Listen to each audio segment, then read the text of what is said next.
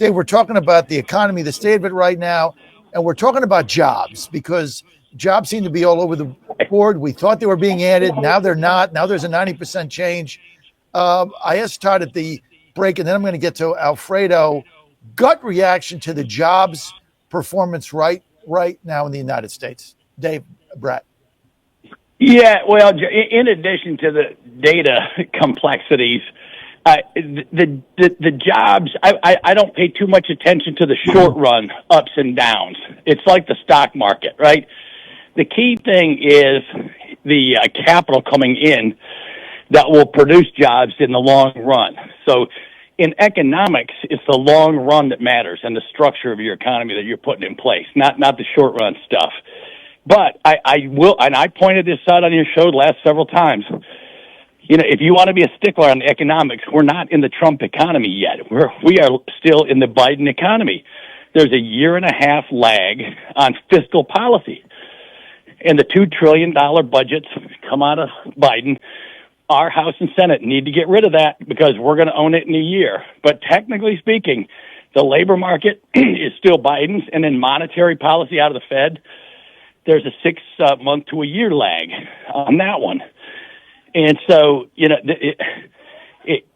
the jobs matter. It's huge. It's the biggest indicator of welfare for the family, for our country.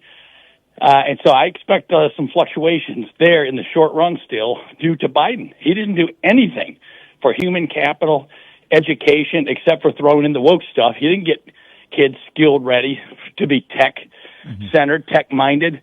He was going off to China. Mm-hmm. And I could go off on a whole nother diatribe about this war and the cost of that to the economy. Mm-hmm. And China's just laughing at us right now. Alfredo?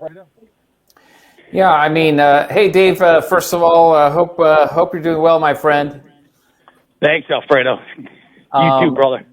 You know, one of the things, and Dave said it right, I mean, it's all about jobs. And the one thing I love about this president, I mean, just over 6 months into his presidency, and he was laser focused on American jobs for American workers. If you look at his overall strategy, what he's doing, I mean, breaking it down, it's a three-legged stool strategy, basically.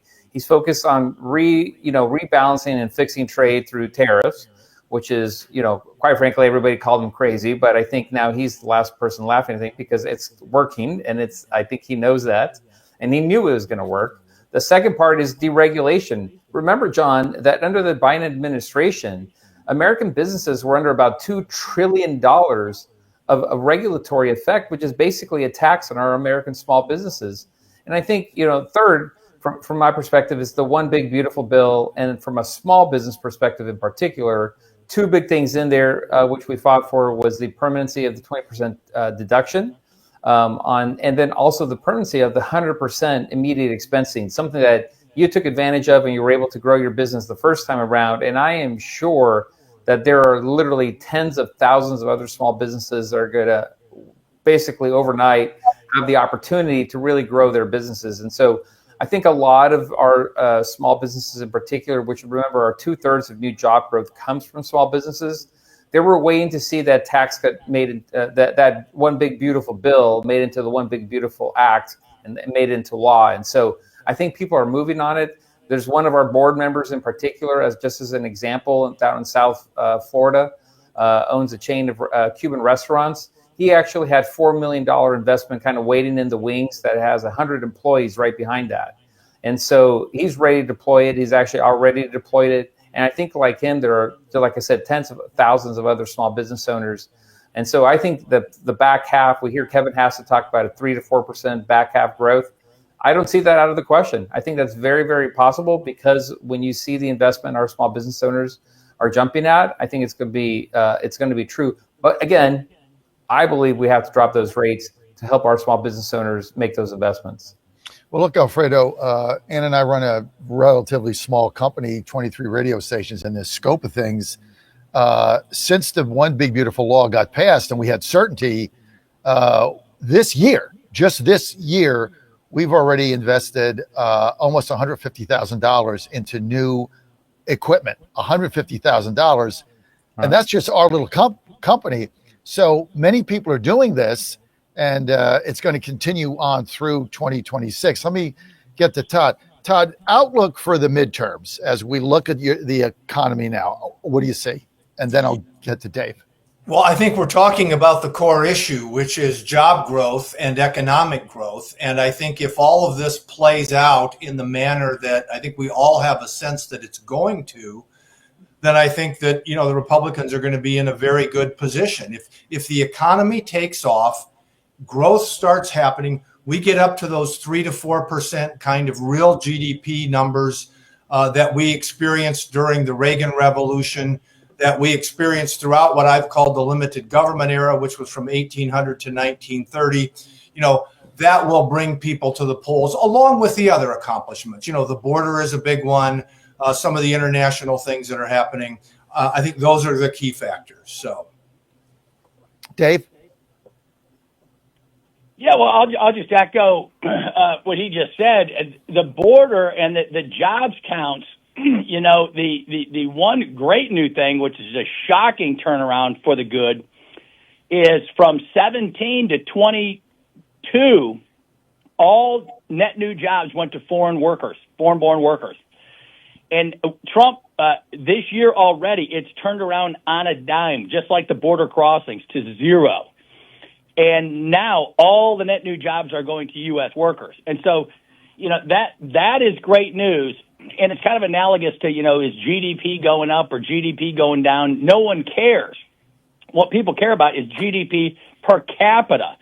What's happening to income per person, right? And more specifically for our crew, the America First, what's happening to the median worker, right? And so the good news is Trump's moving across the board, but I'll tell you, he's going into the courts, he's going to the border, he's going to the New York, to the Washington, D.C., he's going into the cities, he's going everywhere. But the one place they have not touched quite yet is education, and it's coming.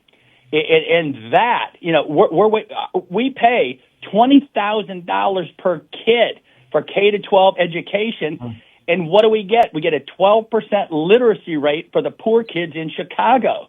That's Illinois Public Policy Institute numbers, right? We pay $20,000 per kid. That's government spending. It's zero productivity. It's negative productivity because on top of they can't read, we're teaching them to hate the country. And so there's these immeasurables that we got to get out of the way. And we just mentioned also the regulatory piece. That's moving away. But, everybody has seen the damage done, right, to the Defense Department, the State Department, USAID. All of these things have very negative effects. These wars are hugely costly, not only in lives, but in economic productivity. We got way too much money going toward war and not enough money going toward the American worker. And so when you add it all up, we're still in the Biden economy. And I don't think we should start cheerleading so fast yet. It's everything's great. The capital, $8 trillion, the international $2 trillion domestic promises. It's embedded, like the guy said. The immediate expensing is huge. That's why the market is up, right? The market should be down, right? But Trump and the animal spirits, because of what he's done, that market is still going up. And earnings.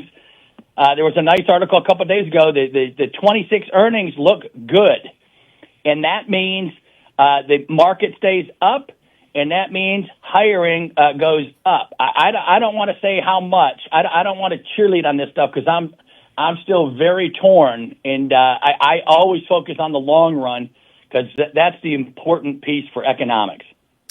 All right, gentlemen, great panel. Dave Brett, Liberty University, former congressman, 7th District, Virginia, 3 terms, former business School of Business dean there. Alfredo Ortiz, CEO, Job Creators Network, and Todd Sheets, noted author. Todd, people want to get to your Substack. Where do they go? Yeah, just search Todd Sheets or On Wealth and Progress at Substack.com, and you should be able to find it. And as you mentioned earlier, it's free of charge. So. Follow Dave. Just go to Getter, Brad Economics. You can find them there, Getter, Brad Economics. And for Alfredo Ortiz, go to joinjcn.com, Alfredo, Dave, and Todd, great panel. Thank you for your time. Thank you for being with us.